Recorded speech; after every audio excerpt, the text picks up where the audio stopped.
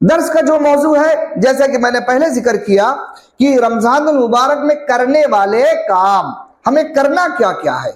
سب سے پہلا کام، جب رمضان کا چاند نظر آ جائے آپ یہ ارادہ کر لے، دل سے ایک دم پکا ارادہ کر لے کہ کچھ بھی ہو جائے لیکن میں روزہ نہیں چھوڑوں گا، روزے کا برابر اہتمام کروں، کچھ بھی ہو جائے میں روزہ نہیں چھوڑوں گا۔ بعض لوگ 2-3 چیزوں کو عذر بنا کر کے روزہ چھوڑ دیتے ہیں۔ کچھ لوگ معمولی سے بیمار ہوئے، بخار آیا، تکلیف ہوئی، سر درد کیا، روزہ چھوڑ، کیا ہوا بھائی؟ طبیعت ٹھیک نہیں ہے، دوا کھا رہا ہوں اس لیے روزہ چھوڑ دیا۔ اور بعض لوگوں کو روزہ چھوڑنے کی وجہ، کام کرتا ہوں باہر، لوم چلاتا ہوں، یا کہیں باہر دہاڑی مزدوری پہ کام کرتا ہوں، یا دھوپ میں کام کرتا ہوں، اس لیے روزہ نہیں رکھتا۔ میرے محترم، جو گرمی یہاں ہوتی ہے اور جو گرمی عرب کے اندر ہوتی ہے، دونوں کو آپ برابری کا درجہ دے سکتے ہیں؟ یہاں کا ٹمپریچر، وہاں کا ٹمپریچر، وہاں 50 ڈگری سے اوپر گرمی ہوتی ہے، سمجھ رہے ہیں؟ بڑی سخت گرمی ہوتی ہے، لیکن بعض اللہ کے نیک بندے ایسے ہیں اس سخت گرمی میں کام کر کے بھی وہ روزہ رکھتے ہیں۔ اور ہمارے یہاں کارخانوں میں کام کرنے والے جو پترے کے نیچے، دھوپ بھی نہیں لگ رہی ہے اور وہ بھی کام اپنے لیے کر رہے ہیں، اللہ کے لیے نہیں، اپنے لیے کر رہے ہیں، اور اس کو عذر بنا کر کے روزہ چھوڑ دیا۔ ایک انسان باہر کام کرے، دکان میں کام کرے، کارخانے میں کام کرے، کہیں فیکٹری میں کام کرے، اور یہ کہے کہ بڑی محنت پڑتی اس لیے روزہ نہیں رکھتا، تو کیا اللہ تعالیٰ کے یہاں اس کا یہ عذر قابل قبول ہوگا؟ نہیں ہوگا میرے بھائی، بالکل نہیں ہوگا۔ لہذا ابھی سے ارادہ کر لیں کہ بڑی سے بڑی مصیبت کیوں نہ آ جائے، انشاءاللہ ہم روزے سے کوئی سمجھوتا نہیں کریں گے، روزے کا مکمل اہتمام کریں گے۔ حدیث کے اندر اللہ کے نبی صلی اللہ علیہ وسلم نے ایک حدیث بیان کیا جس کو ہم حدیث قدسی کہتے ہیں۔ حدیث قدسی وہ ہے جس کے الفاظ اللہ رب العالمین نے بتائے ہوں۔ حدیث 2 طرح کی ہے، ایک وہ جس کے الفاظ خود اللہ کے نبی صلی اللہ علیہ وسلم نے کہے، اور ایک حدیث وہ جس کے الفاظ اللہ تعالیٰ نے حضرت جبریل کو بتائے، اور حضرت جبریل علیہ السلام آ کر کے اللہ کے نبی صلی اللہ علیہ وسلم کو لفظ با لفظ وہی الفاظ جو اللہ نے بتائے، وہی الفاظ آ کر کے اللہ کے نبی صلی اللہ علیہ وسلم کو بتایا۔ اس کو کیا کہتے ہیں؟ حدیث قدسی۔ اور اللہ کے نبی صلی اللہ علیہ وسلم نے وہی الفاظ اپنے صحابہ کو، اپنی امت کو بتایا۔ یہ حدیث کے کوالٹی میں سب سے اعلیٰ درجے کی حدیث کہی جاتی ہے، حدیث قدسی۔ اللہ کے نبی صلی اللہ علیہ وسلم نے فرمایا، قال اللہ عز وجل الصوم لی وانا اجزی بہ۔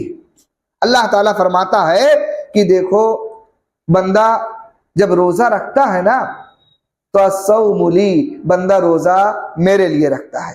روزہ رکھنے کا مقصد اللہ تعالیٰ کو راضی کرنا۔ تو اللہ تعالیٰ فرماتا ہے جب بندہ روزہ میرے لیے رکھتا ہے، وانا اجزی بہ، میں اس کا بدلہ دینے والا ہوں۔ نماز کا بدلہ اللہ نے پہلے ہی متعین کر دیا، جماعت کے ساتھ پڑھو گے 27 گنا تمہیں ثواب ملے گا۔ قرآن کریم کی تلاوت کرو گے 1 حرف پڑھو گے، اللہ تعالیٰ 10 نیکی عطا کرے گا۔ صدقہ خیرات کرو گے 1 روپیہ دو گے، اللہ تعالیٰ 10 گنا دے گا۔ اور آگے اللہ تعالیٰ کی مرضی پر ہے، ہمارے نیکیاں کرنے میں جتنا خلوص ہوگا، جتنا تقوی ہوگا، اللہ تعالیٰ ہماری نیکیوں کو اتنا ہی بڑھا دے گا۔ اللہ کے نبی صلی اللہ علیہ وسلم نے فرمایا اللہ تعالیٰ 700 گنا تک بڑھا دیتا ہے۔ سمجھ رہے ہیں؟ ایک نیکی کا بدلہ اللہ تعالیٰ کتنا دیتا ہے؟ 700 گنا تک اللہ تعالیٰ بڑھا دیتا ہے۔ آپ یوں سمجھے آپ نے اللہ کے راہ میں 1 روپیہ صدقہ کیا اور اللہ تعالیٰ آپ کو 700 روپیہ صدقہ کرنے کا ثواب اللہ تعالیٰ آپ کو دے رہا ہے۔ مگر جب بات آئی روزے کی تو اللہ رب العالمین نے فرمایا اس کا کیا بدلہ ہے اس کو میں بتاؤں گا ہی نہیں تمہیں، یعنی روزے کے بدلے میں کیا تمہیں عطا کروں گا، اللہ تعالیٰ نے اس کے بارے میں پیارے نبی جناب محمد رسول اللہ صلی اللہ علیہ وسلم کو بھی نہیں بتایا، کہ یہ میرا معاملہ ہے۔ جیسے بعض دفعے ہوتا ہے نا کہ اگر آپ کہیں کام کر رہے ہیں کسی کے ساتھ مل کر کے اور آپ کا کام بڑا اچھا ہے، بہت اچھا کام آپ ایمانداری امانت داری سے کر رہے ہیں، اور آپ کے اوپر جو نگراں ہے، جو دیکھنے والا ہے، جو آپ کے اوپر برابر نظر رکھا کہ آپ کر کیا رہے ہیں، جب وہ یہ دیکھتا کہ یہ آدمی بڑی ایمانداری سے کام کر رہا ہے، بہت اچھا کام کر رہا ہے، اگر اس کو پسند آتا ہے آپ کا کام تو بلا کر کے کبھی کبھار کیا ہوتا ہے خوش ہو کر کے کچھ انعام دیتا ہے نا کہ بھائی یہ میری طرف سے آپ کو رکھ لو اس کو، ہے نا۔ دوسروں کو پتا بھی نہیں ہوتا کہ دیا کیا ہے اس نے، اللہ رب العالمین تو اس سے کہیں بڑا ہے۔ انسان کی کیا اوقات ہے اللہ رب العالمین کے سامنے؟ اللہ نے خود فرما دیا ان اللہ علی کل شیء قدیر، اللہ تعالیٰ تمام چیزوں پر اختیار رکھتا ہے، پاور رکھتا ہے اللہ تعالیٰ۔ اسی لیے تو کہا کہ الصوم لی وانا اجزئ بہ، اگر بندہ روزہ رکھتا ہے تو یہ روزہ میرے لیے ہے اور میں ہی اس کا بدلہ دوں گا، اور کیا دوں گا یہ میں بتاؤں گا نہیں۔ مختصر آپ کو بتا دوں، حدیث کی کتاب میں اللہ کے نبی صلی اللہ علیہ وسلم نے فرمایا کہ اللہ تعالیٰ نے روزے داروں کے لیے جنت میں داخل ہونے کے لیے ایک دروازہ ہی بنا دیا ہے۔ جیسے آپ مسجد میں داخل ہوتے ہیں نا تو 2-3 گیٹ ہوتے ہیں، یا حرم کے اندر چلے جائیں بہت سارے گیٹ ہیں، اللہ تعالیٰ نے جنت میں داخلے کے لیے ایک گیٹ بنا دیا ہے، اور جس کا نام کیا ہے؟ باب الریان، یعنی روزہ داروں کا داخلہ اللہ تعالیٰ اس گیٹ سے کرے گا جنت کے اندر۔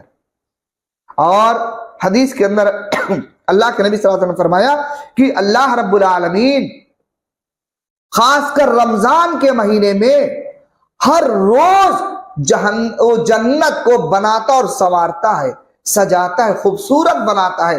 کس کے لیے؟ روزے داروں کے لیے۔ اب آپ بتائیے اللہ تعالیٰ اتنی بڑی فضیلت دینے کو تیار، اور ہم اور آپ اگر اس سے محروم ہو جائیں تو ہم سے بڑا بدقسمت اور کوئی ہوگا جو معمولی سی چیز کو عذر بنا کر کے روزہ چھوڑ دے؟